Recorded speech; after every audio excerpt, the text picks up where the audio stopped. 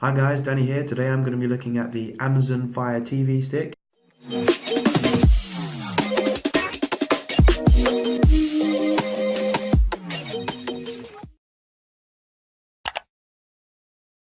Amazon call this their next generation stick. I'm going to be doing an in-depth review on this. I've seen quite a few reviews online and I don't think many of them go into detail on what this can actually do. So I'm going to break this down for you and hopefully you find this review helpful. I'm going to unbox this for you. I'll go through the setup process and then we'll take a look and run this through some tests. Hey guys, today we are looking at the Amazon Fire TV stick with Alexa voice remote. This unit of course has the Alexa voice control, 802.11 AC Wi-Fi.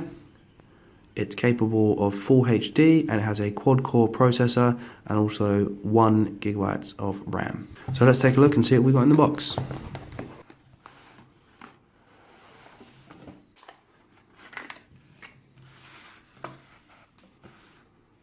So we got a little user manual. We've got the Fire Stick itself. Also the Alexa remote. This is our USB cable to power the unit. Our little HDMI extender, so if the TV is right up against the wall, we can plug this in and push the device down at an angle. We've got our 3-pin plug to power the unit if your TV doesn't have a USB powered output. And we also get some batteries. So the stick itself feels a little bit plasticky and cheap, but I mean this is going to be hidden behind your TV, so it's not really much of a big deal, but just thought it'd be worth mentioning. You got your micro USB power input here. Here we've got the Fire Stick Alexa remote. Again, this feels a little bit plasticky. It feels better than the stick itself, a little bit more robust, but again a little bit plasticky. We'll test this out and see how well this works. So I'm now going to plug this into my TV and I'll run you through the setup process. We'll do some tests on this and then I'll give you my final review. I plugged in the unit. In my case I used the 3-pin plug as I did not have a USB output on my TV. The device powered on pretty quickly. It then asked me to press a button on the remote to bind it. Then choose your language. It then asked me to connect to my Wi-Fi network. Obviously I'm going to skip this part. And that connected without a problem. Then you get a prompt asking you if you want to set up parental controls, and then a intro video plays. While we finish setting up your device, let's take a quick tour of your new Fire TV stick. You then get asked if you want to install some apps before you use the device. You just choose from a list of applications and hit done, and then this installs them for you from the get-go. All of this packed into a stick at the cost of £40. I definitely think this product is worth the money. It's worth more than that, especially if you manage to pick this up in some sort of flash sale or you get it any cheaper than that. It's even more of a bargain. There's a lot of stuff I like about this unit. There's a couple of things I don't like, but there's a lot more I do like than I don't. So I would definitely give this a thumbs up if you're thinking of buying.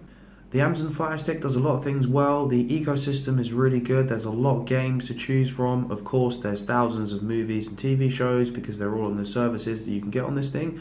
They all work fine. The controller works really well. You have your dedicated play and pause button, your forward rewind, you've got your dedicated home button, you've got a back button, your voice control button. So it's well thought out and it all works really well. It's fluid, it's fast. There isn't any multitasking on this device because it only has 1 GB of RAM, but I think that's actually a good decision because if they had tried to put it in there, it would have been tacked on and I think there would have just been problems.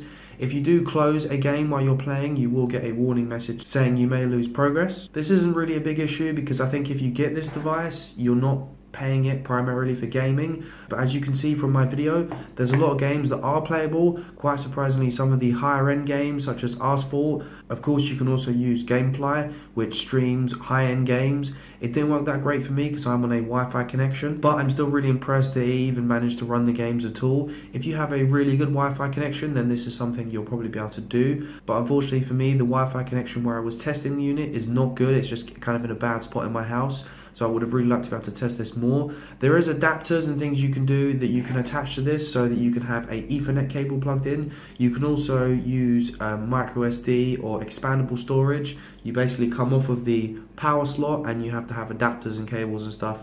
That is a bit of a shame. I think that the unit would have been much better off if it could have just had a micro SD slot or something like that. There's probably a good reason why they didn't include it in the unit, but I don't think cost is one of them. You see them in a lot of really low cost devices, so it's a bit of a shame you can't just stick a micro SD in this thing and expand the storage, but you can do it with some cables. I was a bit concerned that you didn't have access to the full Play Store, but upon using the device that didn't really seem to be a problem. There's a lot of choice. There was a lot of games to choose from. That was something I was a bit skeptical about, not having full access to the Play Store, but Amazon seemed to have done a really good job of making sure they have diverse content on there for you to use. Not only that, I thought I might have to buy the Amazon controller to use with the unit, but I actually had a cheap Chinese controller that I paired up to the unit. It all worked fine. All the games worked. I didn't need to do any configuration. I simply paired it up to the Fire Stick and it worked great. Of course, the unit is capable of 180p Full HD, so this will not do 4K, as I'm sure you're probably already aware. The Wi-Fi signal was good, although I wasn't getting a good speed compared to other devices I've used in the same spot in my room. This has performed, I would say, above average. The unit also does have a very good parental control system. You can set an age limit for movies, so if a movie is above a certain rating, you cannot watch it without inputting a code. And you can also lock down apps and other parts of the system, so that can't be accessed without a code also. There is no profile system like on some of the other Amazon devices, but you can still lock down this device fairly well. The remote worked well, I didn't have any problems with it. The voice control button worked really good, as you can see. The remote worked really well, I didn't have any problems there. The buttons are nice and clicky. It does feel a little bit plasticky, but I didn't really have any problems, so I wouldn't deduct any marks for that. What's really impressive about this unit is you can pay the same thing for units with similar specs, but they don't have the same backing that this device has. You get Amazon's ecosystem, so you get updates, you get movies, you obviously get support for the device as well. You could easily pay the same amount of money and not really get much more in terms of hardware from other devices, maybe from not branded devices. But the fact that you have Amazon's ecosystem on this device opens you up to a lot of games. A lot of them are tailored to this unit. They work really well. As I said, there's no setup. They run well. On the box, it does say effortless to set up and perfectly portable. And I have to agree, the setup was really easy, as you could see in the video. Only having 1GB of RAM, I was a little bit concerned that the unit would not perform well. But again, I was very surprised. The menu system was snappy. There was no multitasking, but again, that wasn't really an issue for me. It didn't really feel like it hindered me or it annoyed me at all. The apps downloaded and installed fast, freakishly fast in some cases. I suppose most of my concerns I had with this product were kind of floated away as I started to use it. No Play Store, that wasn't really a problem. Slightly lower in specs than some other devices, that wasn't a problem either.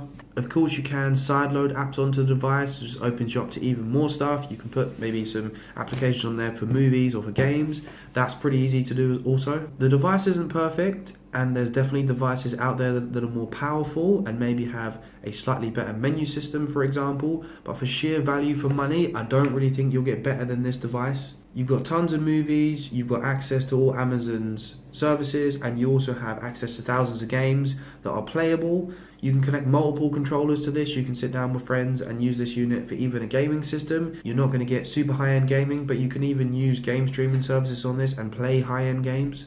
I really hope you enjoyed the video, guys. Give it a thumbs up if you liked it. And hey, if you're new to the channel, consider subscribing for more videos like this one. And I'll see you in the next one.